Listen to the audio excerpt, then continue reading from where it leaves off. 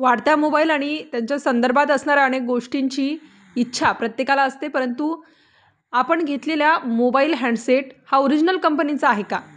ती वस्तू योग्य दरात दुकानदार देतोय का? असे स्वतःला विचारून बघा. नाशिकमधील सरकारवाडा पोलीस ठाणे हद्दीतील MG रोड या ठिकाणी कुंदन गुलाब बेलोसे यांनी पोलीस आयुक्त संदीप कर्णिक तसेच उपायुक्त प्रशांत बच्छाव यांच्याकडे कॉपीराईट संदर्भात तक्रार दाखल केली होती.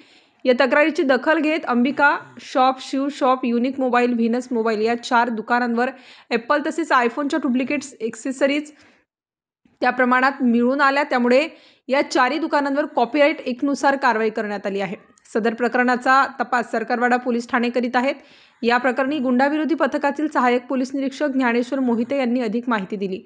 याआधी देखील याच परिसरातील दुकानांमध्ये पोलिसांनी कारवाया करत बनावट मुद्देमाल पकडला आहे. वारंवार कारवाई करून देखील विक्रेत्यांकडून बनावट माल विक्री करून ग्राहकांची फसवणूक केल्याचा प्रकार उघडकीस आला आहे.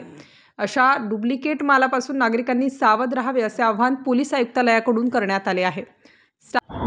सरकारवाडा पोलीस ठाणे हद्दीमध्ये MG रोडवर इथं आमच्याकडे कुंदन गुलाब बेलोशे हे कॉपीराईटचे ऑथराईज कॉपीराईटचे केस करणारे आहेत.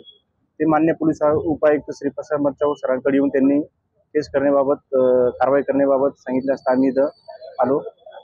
या ठिकाणी Ambika shop, Shiv shop, unique mobile, Venus mobile या 4 दुकानावर आम्ही कारवाई करत आहोत. यामध्ये ॲपल मोबाईलच्या ॲक्सेसरीज डुप्लिकेट आणि आयफोनच्या ॲक्सेसरीज या संदर्भात आम्ही कारवाई करत आहोत. कारवाई चालू आहे. सरकारवाडा पोलीस ठाणे येथे पुढील गुन्हा दाखल करून कारवाई करीत आहोत. पंचनाम्याचं काम चालू आहे. एकंदरीत येतात आम्ही तुम्हाला सांगू. सध्या तर दुकानाचे मालक 4 आरोपी आहेत. स्टार न्यूजसाठी मोहसिन पठाण, नाशिक.